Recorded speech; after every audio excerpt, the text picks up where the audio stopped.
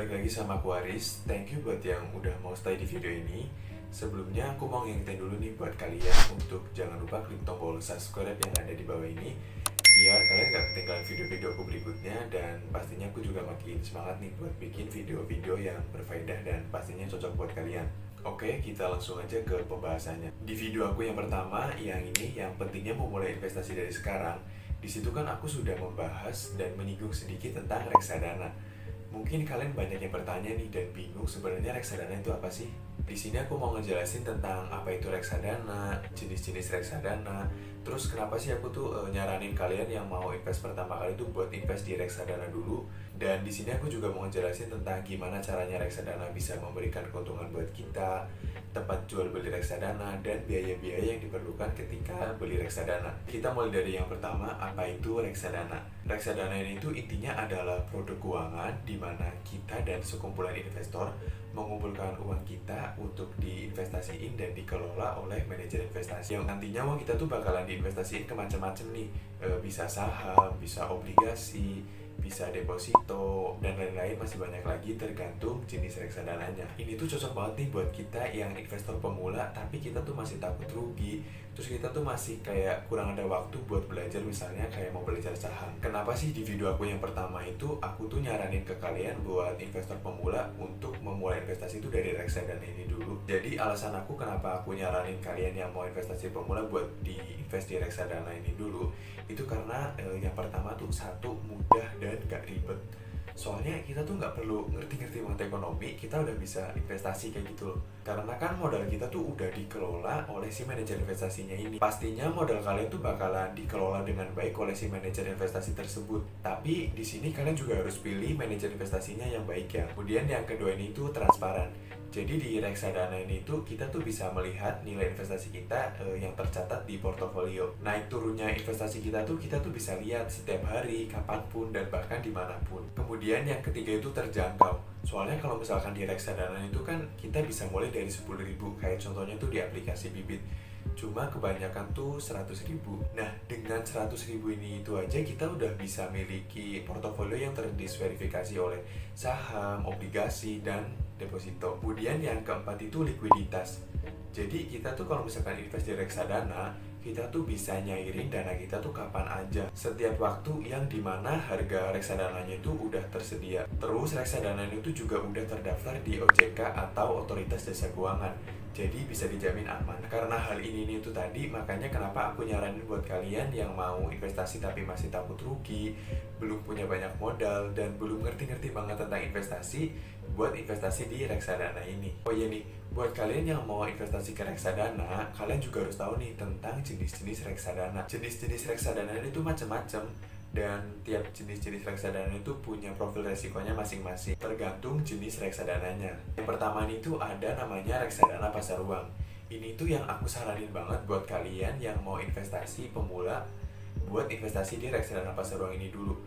Karena reksadana pasar uang itu punya profil resiko yang relatif rendah dibandingin reksadana lainnya. Di reksadana pasar uang ini tuh nanti uang kalian tuh bakalan diinvestasiin ke deposito, terus sertifikat Bank Indonesia yang jangka waktunya kurang dari 1 tahun. Karena jangka waktunya itu pendek, lumayan dari 1 tahun, di sini aku juga mau nyaranin buat kalian untuk naruh sebagian dana darurat kalian untuk ditaruh ke reksadana pasar uang ini. Tapi karena di reksadana pasar uang ini itu profil resikonya rendah, jadi keuntungan atau imbal hasilnya juga sama aja, jadi nggak terlalu tinggi-tinggi banget. Yang kedua ada obligasi atau pendapatan tetap. Di reksadana obligasi ini tuh nantinya uang kalian tuh kebanyakan bakalan diinvestasiin ke obligasi atau surat utang. Reksadana obligasi ini tuh punya profil resiko yang sedang, jadi nggak terlalu besar banget, juga nggak terlalu kecil banget. Sedangkan imbal hasilnya atau keuntungan yang didapatkan juga sama aja, sedang juga. Ini tuh cocoknya buat investasi jangka menengah, bisa 1 tahun sampai 3 tahunan. Nah, yang ketiga ini tuh ada reksadana saham. Sesuai namanya aja, reksadana saham. Jadi nanti kebanyakan uang kita tuh bakalan diinvestasiin, dimasukin ke saham. Karena saham ini tuh harganya bisa naik, bisa turun, jadi profil resikonya di sini juga lumayan tinggi. Tapi keuntungan atau imbal hasilnya yang didapatkan ini juga sama aja, tinggi juga. Reksadana saham ini tuh cocoknya buat investasi jangka panjang, bisa 3 tahun sampai 5 tahun. Atau bahkan kalau misalkan lebih dari 5 tahun itu malah lebih bagus. Reksadana saham kok dimasukin ke saham, Emang beda ya kalau misalkan saham sama reksadana saham? Bukannya kalau misalkan kita mau beli saham itu kan kayak per lot gitu ya. Tapi kok ini bisa sih mulai dari 100.000? Biasanya kan kalau saham tuh kan harganya lumayan mahal. Jadi apa bedanya sih saham sama reksadana saham? Nah, saham ini itu kayak kepemilikan suatu perusahaan. Kayak contohnya BCA, Mandiri, Antam, Indofood. Nah, ini itu namanya saham. Kalau misalkan kita beli sahamnya BCA, ya kita cuma dapat kepemilikan dari saham BCA tersebut, dari perusahaan tersebut. Tapi kalau misalkan di reksadana, itu tuh kayak kumpulan saham kayak gitu loh. Ketika kamu beli reksadana saham itu, kamu bakalan dapat macam-macam saham. Jadi nggak cuma satu aja. Kemudian yang keempat ini tuh ada namanya reksadana campuran. Nah, sesuai namanya campuran, berarti nanti uang kita tuh bakalan banyakkan masuk di bisa deposito, bisa obligasi, bisa saham. Nah, reksadana campuran ini tuh punya profil risiko yang sedang, tapi masih di atas obligasi dan di bawahnya reksadana saham. Kemudian yang terakhir ini tuh ada reksadana indeks. Indeks ini tuh kayak sekumpulan obligasi, saham yang udah dipilih dengan kriteria tertentu sesuai dengan indeks yang udah dibuat. Misalkan nih kayak sekumpulan saham yang ada di Indonesia, itu namanya IHSG atau Indeks Harga Saham Gabungan. Nah, kalau reksadana indeks ini itu reksadana yang dikelola untuk mendapatkan hasil atau keuntungan investasi yang mirip dengan indeks acuannya. Bisa dari obligasi atau enggak saham. Kemudian karena komposisinya itu mirip dengan indeks acuan, maka hasil keuntungan sama juga nih dengan indeks acuannya. Atau caranya itu biasanya tuh disebutnya dengan passive management strategi. Nah, masing-masing jenis-jenis reksadana yang udah aku sebutin tadi, ini tuh udah ada yang syariah dan ada juga yang konvensional atau non syariah. Jadi kalau misalkan kalian ada yang takut riba atau gimana, kalian bisa pilih produk yang syariah. Terus gimana sih reksadana tuh bisa memberikan keuntungan buat kita? Jadi contohnya gini nih, misalkan kamu beli reksadana dengan harga 100.000. Harga reksadana atau NAB, nilai aktiva bersihnya itu 1.000 per unit. Jadi NAB itu adalah harga reksadana per unitnya. Berarti kamu dapat 100 unit ya. Misal nih, bulan depan tuh kamu mau jual reksadananya dan harganya tuh naik menjadi 1.300 per unit. Karena 100 unit berarti kamu jadi 130.000 dong. 100.000-nya modal, 30.000-nya keuntungan. Jadi keuntungan reksadana itu diperoleh dari selisih harga beli reksadananya dan harga jual NAB-nya. Nah, sekarang kan kalian udah sedikit tahu nih tentang reksadana. Mungkin dari kalian tuh udah ada nih yang kepengen invest di reksadana. Terus kalau misalkan kita mau jual dan beli reksadana itu di mana sih tempatnya? Tempat jual dan beli reksadana yang pertama itu kita bisa melalui bank. Tapi kalau misalkan kita lewat bank itu tuh prosesnya tuh lumayan ribet. Udah lumayan ribet, terus kalau misalkan kita beli lewat bank, itu tuh kita tuh dikenai namanya biaya transaksi.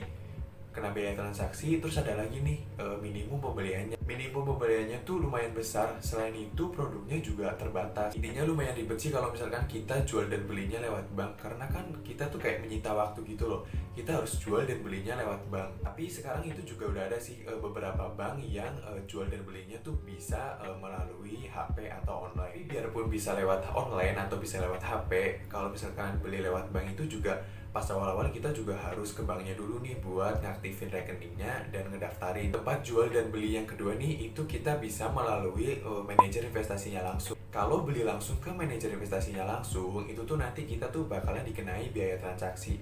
Tapi biaya transaksinya itu juga beda-beda tergantung dari manajer investasinya. Terus kalau misalkan kita belinya lewat manajer investasi, itu juga sama aja kayak produknya itu terbatas, tergantung manajer investasinya. Kemudian yang ketiga nih, itu kita bisa jual dan belinya itu bisa lewat online, kayak aplikasi Ajaib, Bibit, dan Tokopedia juga ada sih sebenarnya. Kalau kita belinya lewat online itu menurut aku mudah dan gak ribet sih, karena kita tuh gak harus capek-capek ke bank kalau gak ke manajer investasinya langsung yang kayak menyita banyak waktu buat kita. Cukup dari rumah dan dari HP aja kita tuh udah bisa beli reksadana. Selain itu juga kalau misalkan kita belinya lewat online itu kita tuh gak dikenai biaya transaksi. Produknya pun beragam, jadi kita tuh bisa milih banyak produk reksadananya. Kalau misalkan lewat online itu tuh minimum pembeliannya tuh lumayan rendah, bisa mulai dari 10.000 kayak contohnya tuh di aplikasi Bibit itu.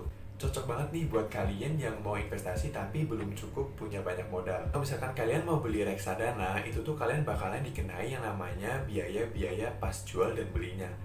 Biaya yang pertama itu namanya subscription fee atau biaya pembelian. Biayanya itu sekitar 1-2%. Tapi ini tuh buat yang belinya tuh ke bank, kalau enggak ke manajer investasinya langsung. Kalau misalkan aku tuh belinya lewat online, aku tuh nggak dikenai biaya pembelian. Kemudian yang kedua itu ada transaction fee atau biaya transaksi. Biaya transaksi ini tuh ketika kalian udah beli reksadana nih, kemudian ketika kalian mau bayar, nah saat bank yang kamu pakai buat transfer ke bank si manajer investasinya ini itu kan beda. Kalian kan bakalan dikenai namanya biaya transfer antar bank. Biar kalian nggak kena yang namanya biaya transfer antar bank, kalian bisa pakai caraku nih, cara pakai yang transfer beda bank pakai flip. Ini tuh kalau misalkan kalian transfernya beda bank pakai flip, ini tuh kalian gak dikenai biaya. Kalau nggak sekarang tuh kita bisa pakai GoPay, kalau nggak OVO itu kan gratis. Nah yang ketiga ini tuh ada biaya manajemen fee. Manajemen fee ini tuh buat ngebayar si manajer investasinya itu yang udah mengelola uang kita. Tapi manajemen fee itu biayanya tuh beda-beda tergantung dari jenis-jenis reksadananya. Kemudian yang keempat nih ada yang namanya biaya switching fee atau kayak pindah produk gitu loh. Ketika misalnya nih reksadana kamu tuh jenis reksadana saham, terus kamu mau pindah ini ke reksadana pasar uang. Ini tuh kan kayak ganti produk gitu kan. Nah, di sini tuh kalian kena yang namanya biaya switching fee. Yang terakhir nih, ketika kita mau jual, ini tuh kita bakalan dikenai yang namanya biaya redemption fee atau biaya jual. Biaya jualnya ini tuh sekitar 1-2%. Tapi selama ini tuh kan aku jual dan belinya tuh lewat online.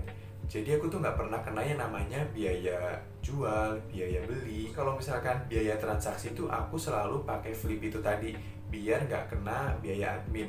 Kalau nggak pakai OVO dan GoPay biar gratis juga. Nah aku juga nggak pernah yang namanya ganti produk, misalkan dari reksadana pasar uang ke reksadana saham itu aku nggak pernah.